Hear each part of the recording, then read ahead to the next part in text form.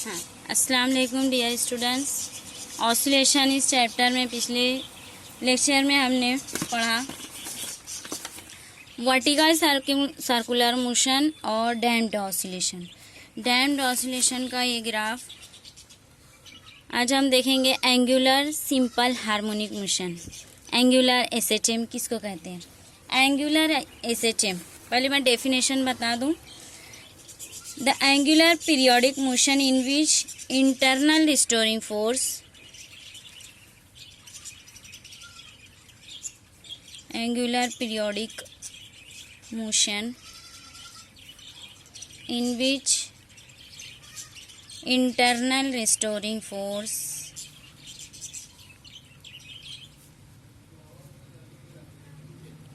Torque बोलेंगे, force नहीं torque. Circular motion, angular motion में फोर्स को टॉर्क बोलते हैं। Is directly proportional to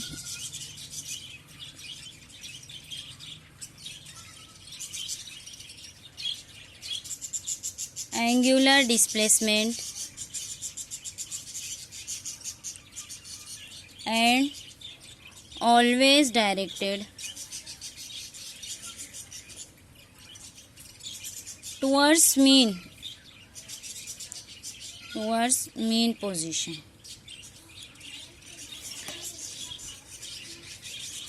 angular periodic motion, periodic motion means एक पीरियड के बाद जो अपने आप को सेम रिपीट करता है, सेम एक्शन में जो मोशन रिपीट करता है उसको पीरियोडिक मोशन कहते हैं। अब यहाँ पे सपोज एक रिजिड सपोर्ट से एक स्ट्रिंग के ज़रिए हम ये मेटेलिक डिस्क जो है इस तरह से हैंग कर दिए। इस मेटेलिक डिस्क को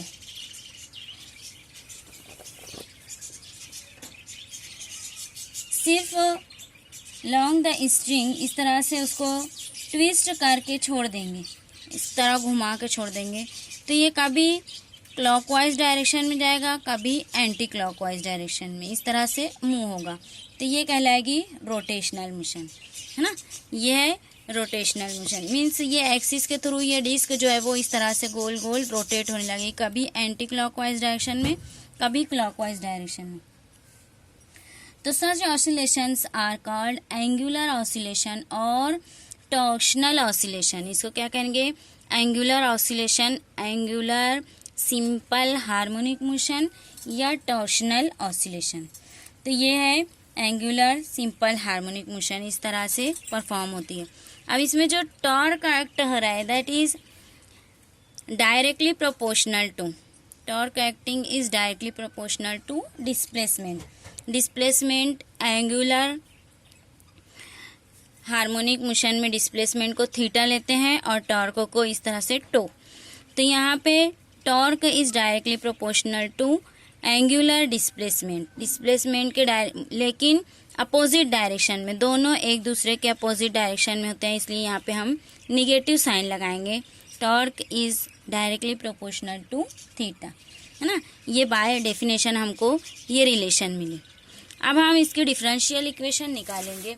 तो differential equation of simple angular harmonic motion, equation निकालने के लिए पहले मैं यही रिलेशन यूज करूंगी। Torque is directly proportional to theta with negative sign. ये प्रोपोर्शनलिटी की अलामत को हमको ख़त्म करना है, तो torque is equal to C theta, where C is proportionality constant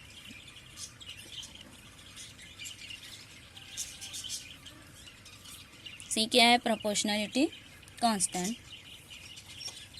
इसको मैं इक्वेशन नंबर फर्स्ट लिख देती हूँ, T is equal to C theta by definition. इसके बाद देखेंगे हम कि ये restoring torque per unit angular displacement, I is the moment of inertia, I M I, है ना, मोमेंट ऑफ इनर्शिया अगर है, और बॉडी में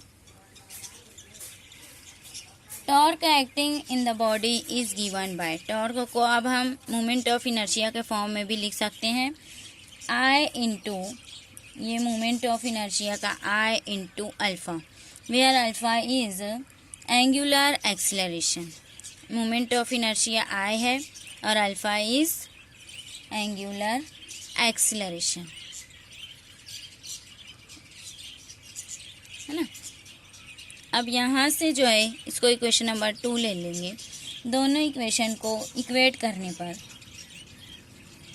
आई alpha is equal to C theta, minus sign के साथ सी थीटा, है ना, माइनस सी थीटा। इस इक्वेशन को रीअरेंज कर देंगे।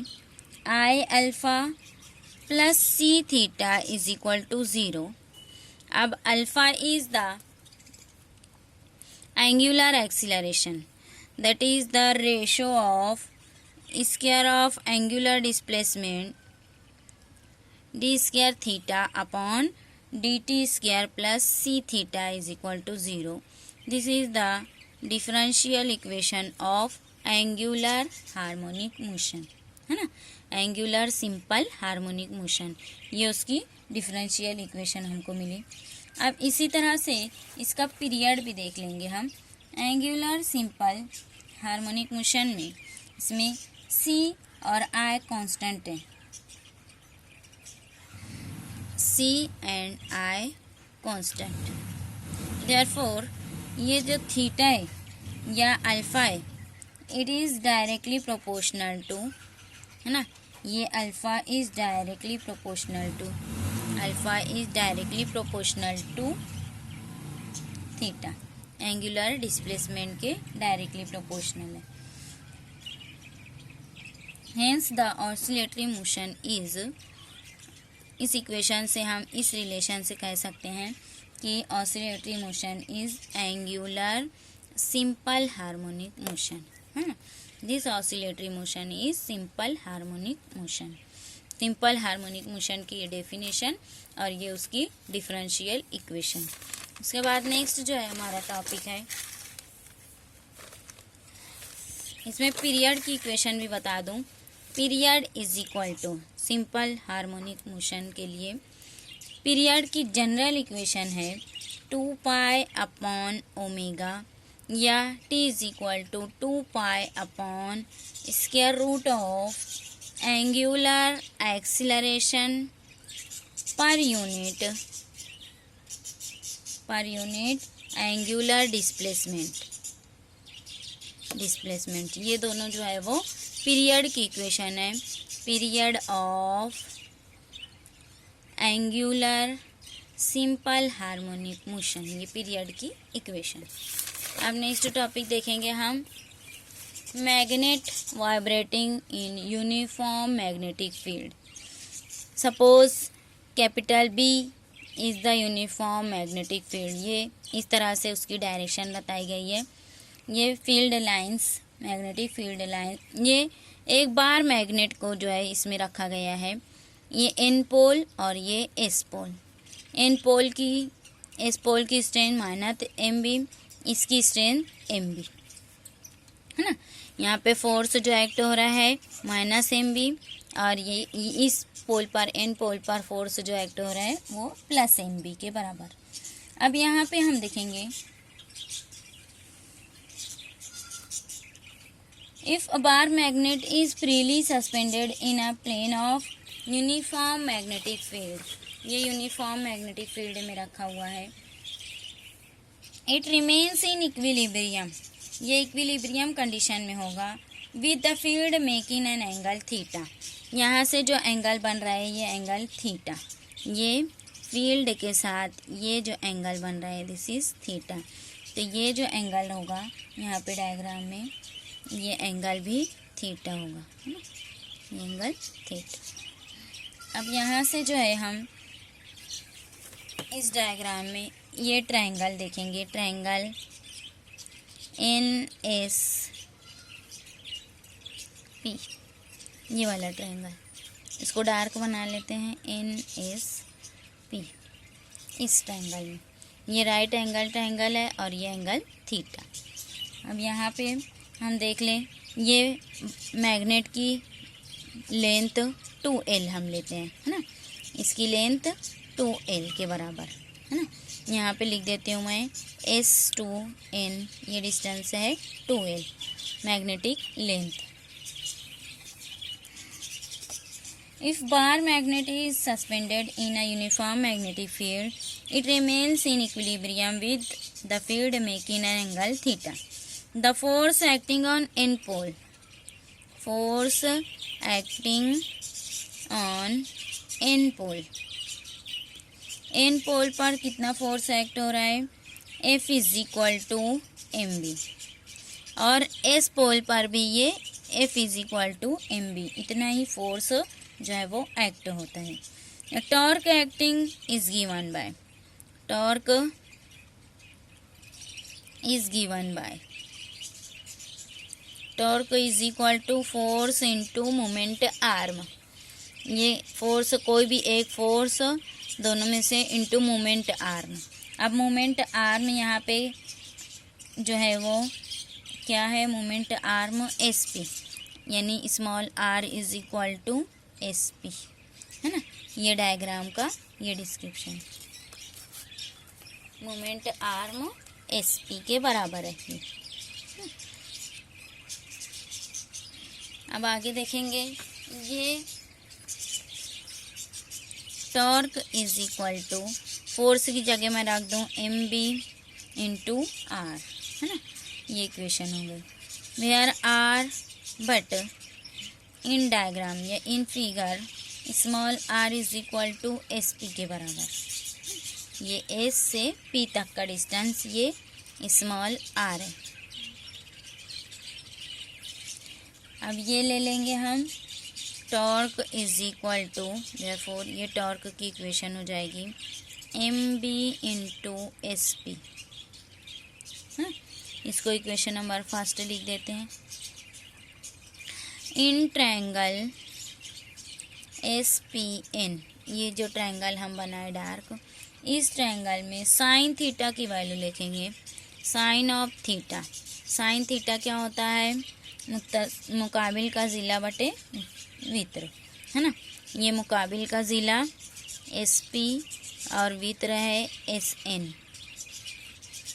तो ये इक्वेशन हो जाएगी S P is equal to S N into sine of theta. But S P is nothing but R. ये है आर के बराबर. और एस एन जो है वो 2L साइन ऑफ थीटा. ये हमको इक्वेशन मिली R is equal to 2L sine of theta. इस इक्वेशन को हम रख देंगे इक्वेशन नंबर फर्स्ट में. Put in equation first. Equation first में रखने पर क्या होगा? Torque becomes M B. S P की जगह क्या रखूँ मैं? ये एस पी आर के बराबर जो है S P is equal to 2L sine of theta, है ना. S P is equal to R is equal 2L sine theta यहाँ पे पुट कर दिए. अब ये इक्वेशन जो है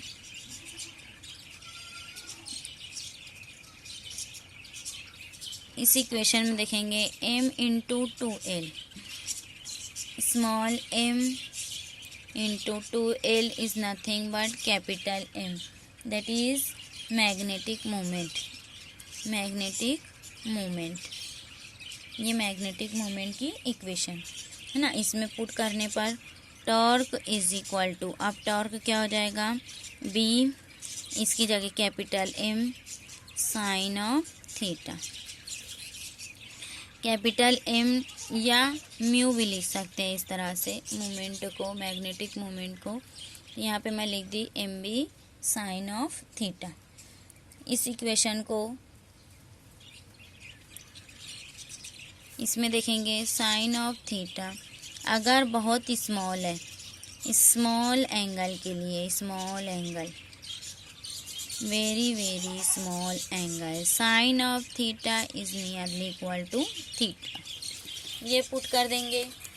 torque becomes M B, capital M B sine theta की बजाय क्या लिखूँ मैं? सिर्फ theta. M B into theta. ये इक्वेशन नंबर सेकंड. ये इक्वेशन सेकंड हो गई. अब उसके बाद देखेंगे theta and torque are opposite in direction. Torque and theta यानी torque and displacement are opposite direction, in opposite direction, दोनों अपोजिट डायरेक्शन में होते हैं, इसलिए टॉर्क इज इक्वल टू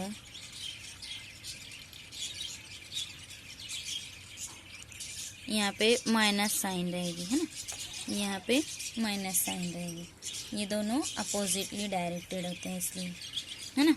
अब ये हो गया torque is equal to I alpha, moment of inertia into angular acceleration. अब इस इक्वेशन से हम देखेंगे I alpha is equal to, torque की जगह ये आई अल्फा रख देंगे, ये इक्वेशन नंबर 3। अब इक्वेशन 2 और 3 ये दोनों टॉर्क के बराबर हैं, इक्वेशन 2 और 3, तो दोनों को इक्वेट करने पर ये हो जाएगा I alpha is equal to M B into theta, I alpha is equal to minus M B into theta. दोनों इक्वेशन को इक्वेट करने पर हमको ये मिला, alpha is equal to minus M B theta upon I, but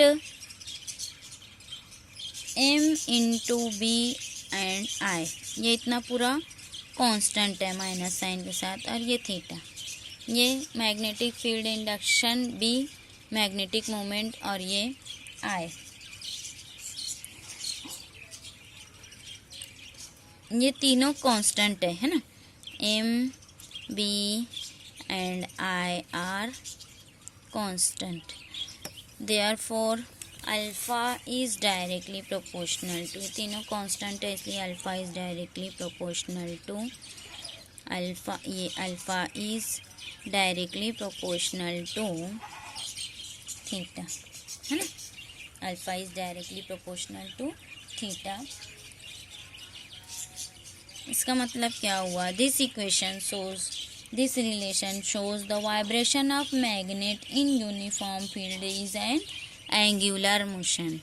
इसका मतलब ये हुआ कि this motion is angular simple harmonic motion, है ना, ये सिंपल हार्मोनिक मोशन है, क्योंकि एंगुलर एक्सीलरेशन जो है वो एंगुलर डिस्प्लेसमेंट से डायरेक्टली प्रोपोर्शनल है, ये रिलेशन इससे पहले हम निकाल चुके हैं। This is angular simple harmonic motion, ये रिलेशन किसका है, simple harmonic motion in angular motion. तो ये रिलेशन मिलने के बाद हमको मालूम हुआ कि मैग्नेट जो है vibrating in uniform magnetic field perform angular simple harmonic motion. अब इसका पीरियड देख लेते हैं, period is the period of vibrating magnet, period जो है time required vibrating to complete one oscillation, तो t is equal to 2 pi under root acceleration पर unit displacement, acceleration पर यूनिट डिस्प्लेसमेंट। अब इसकी इक्वेशन निकाल लेते हैं, अल्फ़ा से alpha is equal to M B upon I into theta, है ना, ये इक्वेशन हमको मिली थी। यहाँ पे alpha upon theta is equal to M B into upon I, तो period is equal to, period की equation T is equal to 2 pi under root M B upon I, ये रख दिए, या t is equal to 2 pi under root I upon M B, this is the equation of period.